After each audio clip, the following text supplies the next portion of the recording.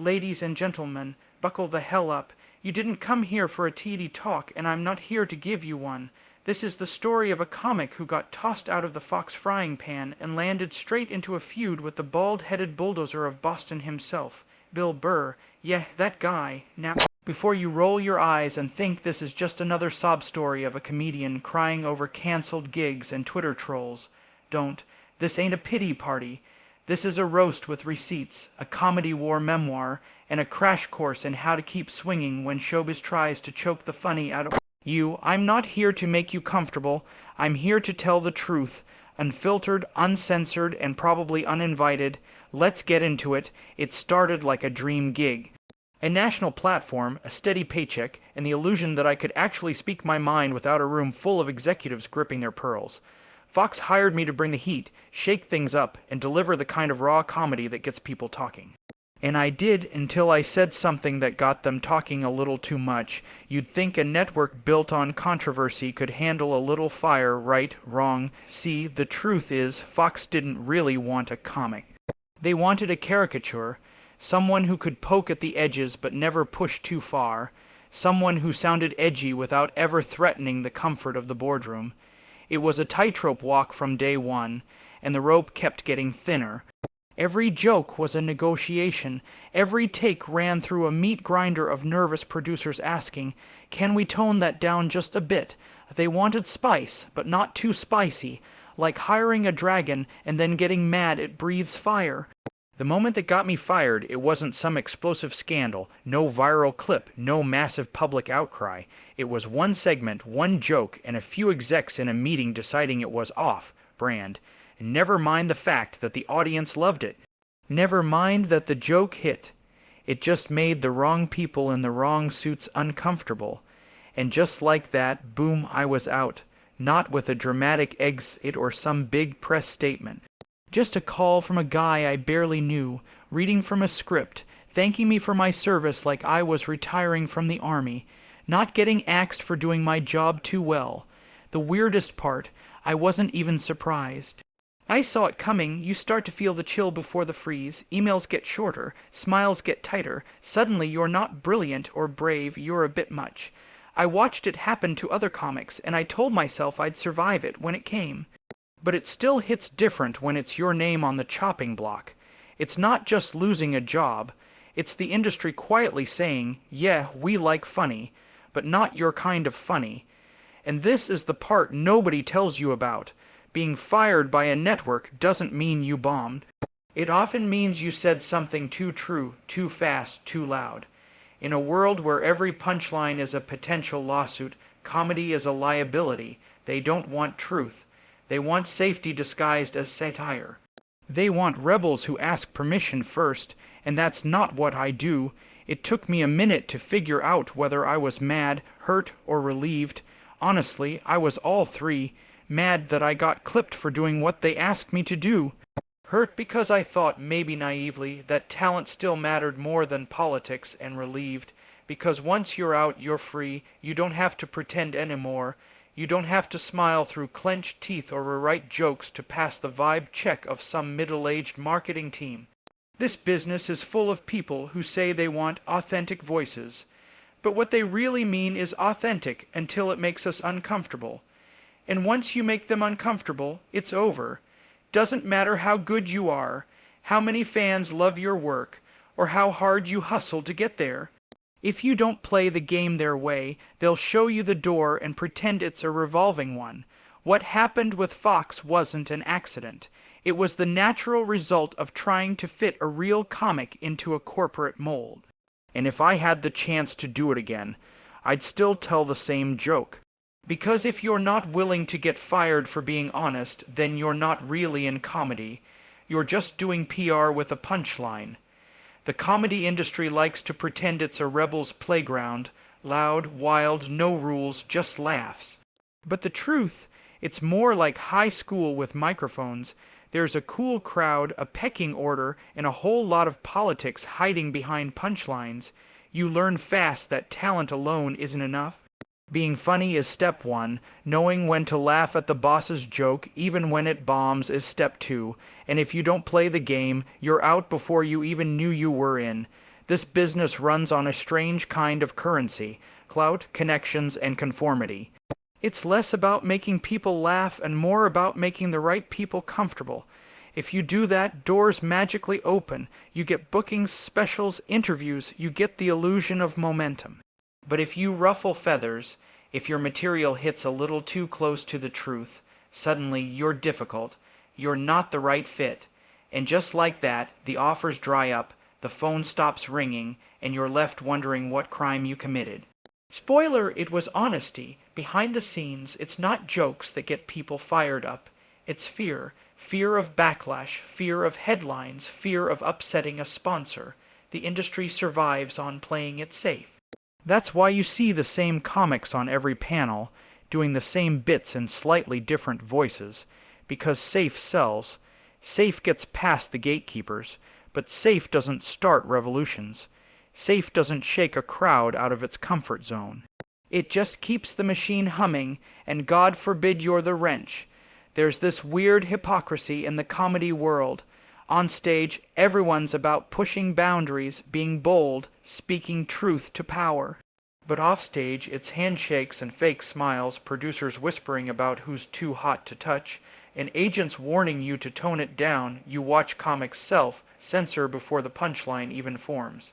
Not because they've lost their edge, but because they've learned how quickly that edge can cost them a career. And that's the real tragedy.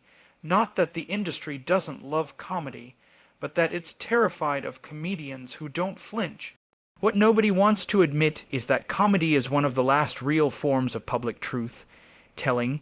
That's why it matters. That's why it hits so hard when it's done right. But when you start filtering that truth to make it palatable to advertisers or studio execs, you lose what made it powerful in the first place. You're not speaking truth anymore. You're performing it and hoping nobody notices the difference. I've been in green rooms where comics whispered about things they'd never say on stage, not because they weren't funny, but because they knew the fallout wouldn't be worth it. I've watched brilliant comics get shelved because they refused to play nice, and mediocre ones rise because they smiled at the right person at the right time. And every time it happens, the audience loses. They don't get the real thing. They get the polished, watered-down version made to pass a committee. This industry wants to believe it's bold, but boldness is only welcome when it's been approved, edited, and packaged for mass consumption. And somewhere along the line, the mission got twisted. Comedy wasn't supposed to be polite. It wasn't supposed to play by the rules. It was supposed to kick the door in, not wait for someone to open it. If you're doing this to be famous, you'll learn to smile and stay quiet. If you're doing it because you have something to say, get ready to fight. Because the comedy industry will love you, until you remind them that real comedy doesn't take sides, doesn't ask for permission, and definitely doesn't apologize for making people uncomfortable. It was never supposed to be personal. At least, not at first. I respected Bill Burr, still do on some level. The guy's a beast on stage, sharp as hell, and unafraid to burn a room down if that's what it takes to make a point. So when we first crossed paths, I figured, cool, two comics who don't pull punches, maybe even cut from the same cloth. Turns out that cloth was flammable and we both brought matches. The clash didn't happen in one moment. It wasn't a dramatic blow-up backstage or some viral meltdown. It was a slow burn, comments, digs, podcast jabs, and what felt like a growing sense of territorialism. Burr had his orbit, his lane, his fans. And I guess I wasn't supposed to step into it. I started getting the sense that my name showing up on certain lineups made some people twitch. Suddenly, I was trying too hard, doing too much, being loud for no reason. Funny how those words never came up when I was just a guy grinding open mics, but the minute I got some traction, some noise, suddenly I was a problem. Comedy's a weird space. There's this unspoken rule that once someone's made it, especially a guy like Burr, they get a kind of invisible shield. You can't criticize them, can't question them, and definitely can't poke fun. Unless you're on the same level, or they've knighted you into the club, and I wasn't. I was the outsider, still am. So when I fired back, even lightly, even jokingly, it turned into a thing. Suddenly it was, oh, he's coming for Burr. like it was some PR stunt, like I'd built a career off his name. Nah, I built it off mine. The problem was, I wasn't following the script. There's also this thing where people assume that all comics are supposed to get along. That we're this brotherhood, this dysfunctional family, but like any family, not everyone sees eye to eye. Some of us are in it for the craft, some for the fame, and some just want to be the smartest guy in the room. Burr's the type who commands a room without asking. Me, I'll fight the room until I own it. Different energy, and when those two forces collide, it's not always pretty, it's not always respectful, sometimes it's just raw. One time, during a panel, I made a crack. Nothing serious, just a jab at how certain comics who claim to be edgy still manage to play it safe on late night TV. I didn't even say his name, but everyone in that room knew who I meant. Word got back. Apparently I'd crossed a line. The irony, I didn't even know there was a line until I crossed it. That's when I started hearing things. Through managers, club owners, podcast hosts. Maybe chill with the Burr stuff. Don't want to burn bridges. Too late. I'm not in this to make enemies, but I'm also not in it to walk on eggshells. If a comic can't take a joke, then what are we even doing? We rip on everyone. Celebrities, politicians, social norms. But suddenly, a comic throws shade at another comic, and it's war. That's not comedy, that's ego. The real issue, though, it wasn't even about Burr.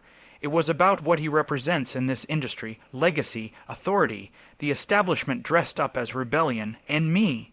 I've never played well with authority, so yeah, maybe the beef got real, maybe it got messy, but in a way it was inevitable. Two voices in the same room, both loud, both stubborn, both convinced they're right. And only one mic.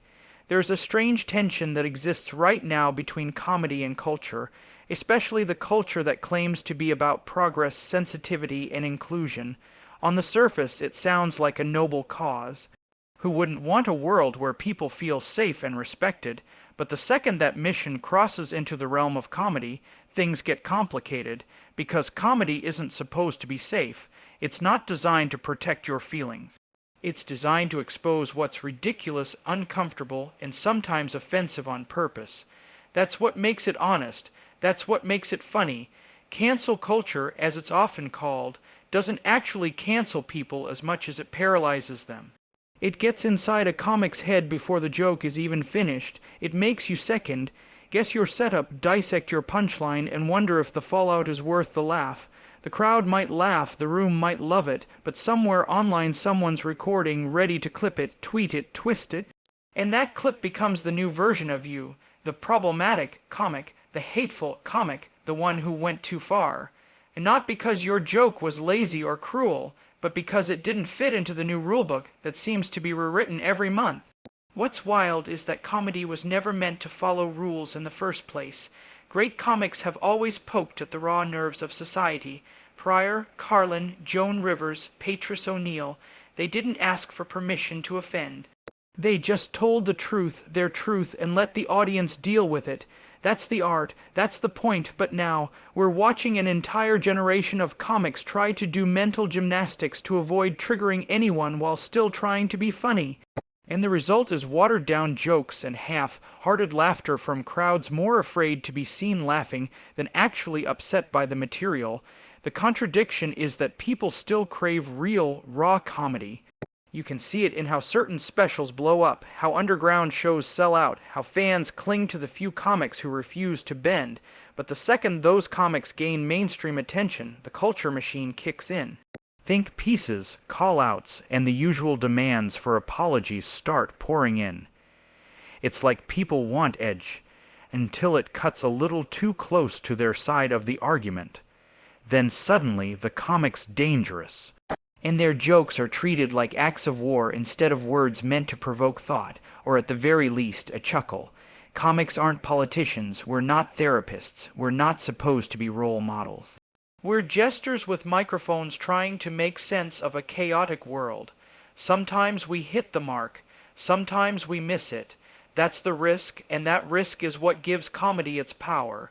If you remove that, if you sanitize it for safety, you're not protecting anyone. You're just killing the art form. And that might sound dramatic, but watch enough sets filled with tepid applause and nervous chuckles, and you'll feel it too. Something's missing. It's honesty. It's fearlessness. There's a difference between punching down and simply punching in all directions. Not every joke is an attack. Not every bit needs a disclaimer. But we're in a moment where the audience wants comedy that agrees with them, affirms them, flatters their world, and any comic who veers off script is suddenly labeled as the enemy. That's not how comedy grows. That's how it dies. I've had shows where I've felt the tension before I even stepped on stage, where people came in ready to be offended instead of ready to laugh. And when that's the atmosphere, it doesn't matter how sharp your material is or how skilled you are as a performer. You're not in a comedy club anymore. You're on trial. And in that environment, comedy stops being a conversation and becomes a negotiation with fear. There's a moment every comic hits. Maybe after a tough crowd, maybe after a backlash, maybe just staring at the ceiling at 3 a.m., where you ask yourself, is this still worth it? Because when the laughs don't come easy, when the world feels heavy and loud and angry, being funny starts to feel like the dumbest job in the world. You're up there trying to spin jokes out of chaos while everything around you is burning, and someone in the front row is staring at you like you're the problem for even trying. That's when the real test begins.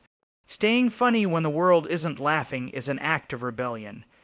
You're fighting the weight of the headlines, the fear of cancellation, the pressure to be politically correct but still sharp, raw but still marketable.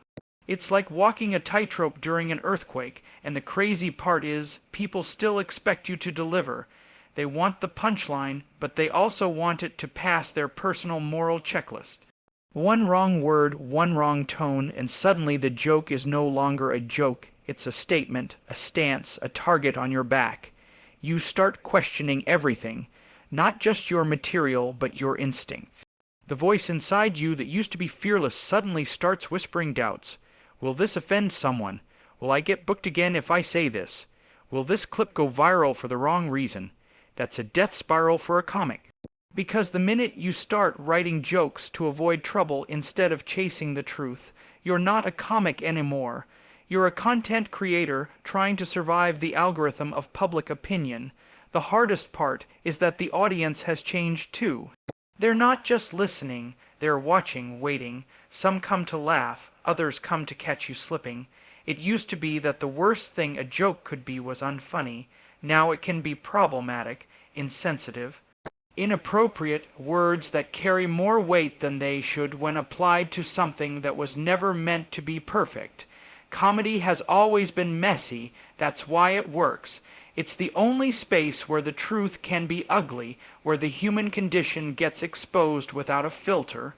And when you take that mess away, all that's left is sanitized noise. But here's the thing. There's a kind of clarity that comes when everything around you is screaming, don't. When the world's telling you to be quiet and you still pick up the mic, something powerful happens. You remember why you started, not for applause, not for approval, but because there's something about finding the laugh inside the pain, the absurdity, the madness. That's how you survive it. Comedy isn't just entertainment. It's how we process the world. It's how we take control of the things that feel too big, too dark, too much. I've done sets where I felt like I was fighting the room just to breathe, and then, out of nowhere, someone laughs hard.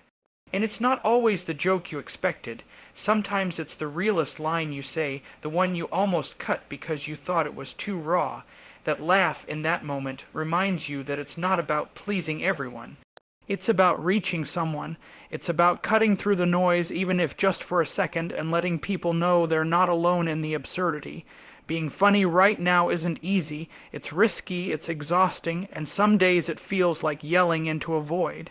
But it also matters more than ever, because when the world isn't laughing, someone has to remind them how, and not just with safe jokes and surface-level punchlines, but with something real.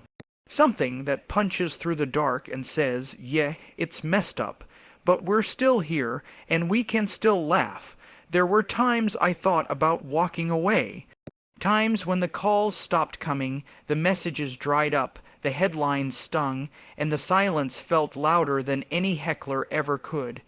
When you get dropped, canceled, pushed out, whatever label you want to slap on it, it messes with your sense of identity, especially as a comic because the job is you.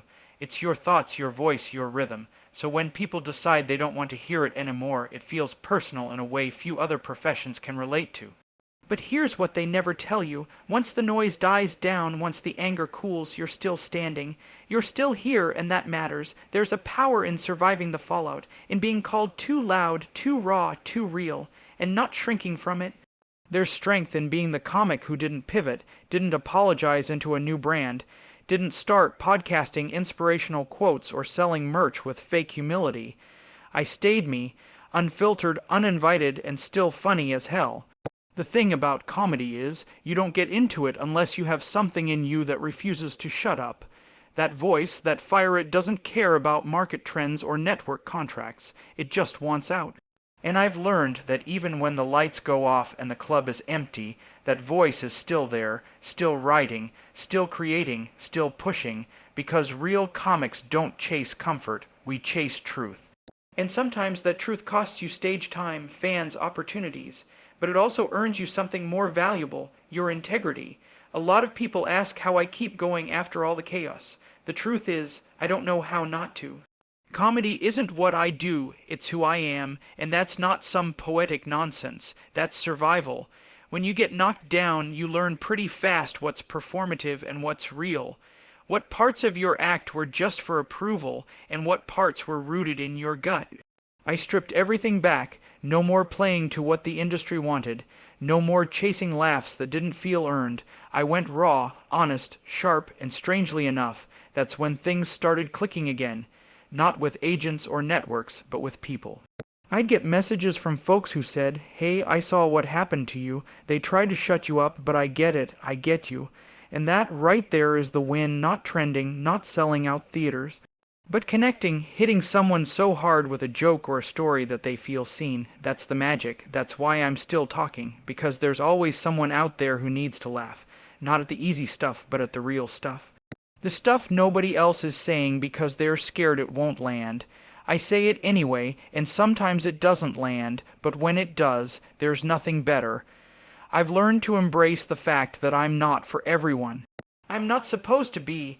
The minute you start aiming for mass approval, you lose the edge that made you interesting in the first place. I'd rather have 100 real fans who get me than 1,000,000 casual ones who like me until I say the wrong thing. This isn't about being controversial for the sake of it. It's about being real, even when real isn't trendy. Still standing doesn't mean untouched. I've taken the hits, but I've also grown sharper, stronger, more fearless. And in an industry that wants you quiet, clean, and compliant, being unapologetically yourself is the loudest act of defiance there is. So I keep the mic in my hand, I keep writing, I keep hitting the stage. Because this is what I do. This is who I am.